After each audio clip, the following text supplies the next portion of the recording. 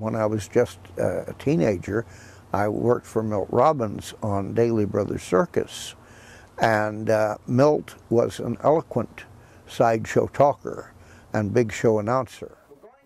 60 years after his first appearance on a circus midway stage, Ward Hall is passing along his oratorical skills to a younger generation of sideshow talkers.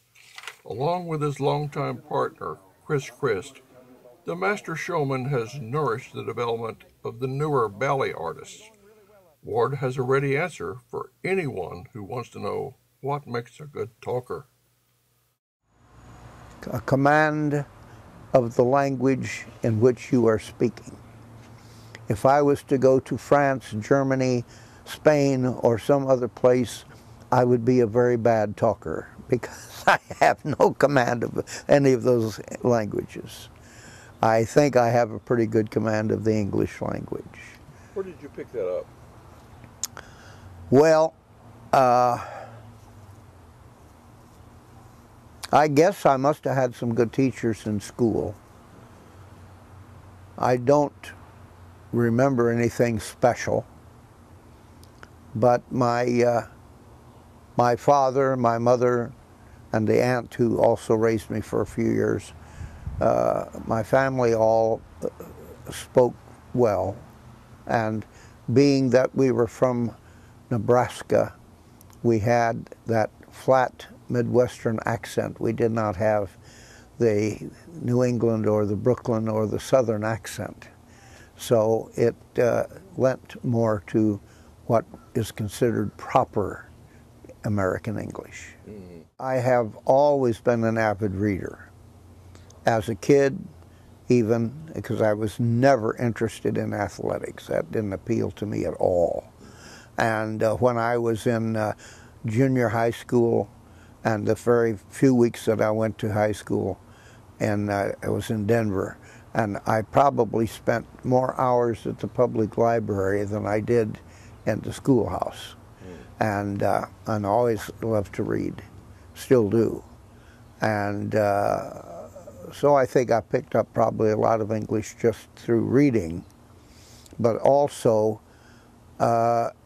especially when I was a young person, I associated a great deal with older people. They interested me. I liked to hear their stories. I liked to learn from them. And of course, I paid attention to the various talkers. Actually, I was not exposed to many of them when I was just a teenager. I worked for Milt Robbins on Daly Brothers Circus, and Milt was an eloquent sideshow talker and big show announcer. And also, of course, I listened to the big show announcers. Burt Rickman, who was a long-time big circus announcer. What circus? That was Daly Brothers. Oh, Burt Rickman, yeah. Yes, but he had been with Algie Barnes, Hagenbeck Walsh, other big shows.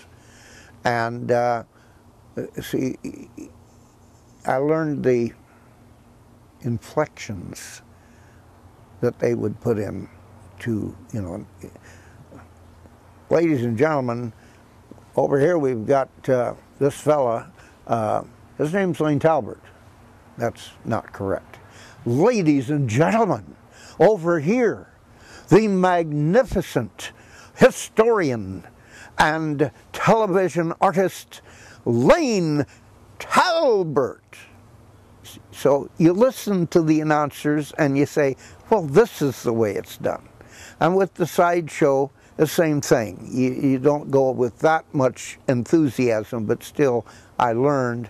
And I was probably 18, I would guess, and something happened inside the sideshow tent, and I was on the ballet with the ventriloquist dummy, and Milt Robbins I was doing the little thing to get the tip together, and then he was going to make the opening, but he got called inside quickly, and I already had the microphone because I was doing the event, and so he just said, "Ward, make the opening."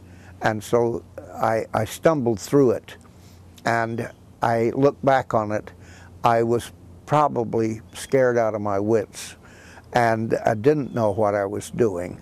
I wasn't prepared for it, but I had someone who helped me a great deal to get me through that. And that was a young lady by the name of Norma Davenport. And Norma worked what they called the tax box, because in those days there still was a United States amusement tax, which was 20%. And so if you gave out passes, the pass was free, but people still had to pay the amusement tax. And so she had what we called the tax box. The people would bring their passes to that location, and she would collect the money and stamp the pass, and they could go on in. And but she was probably maybe 25, 30 feet from my stage that I was on to where she was. And so I'm talking along, and I'd stammer, and she'd holler over, "Ward, tell them about Mandy."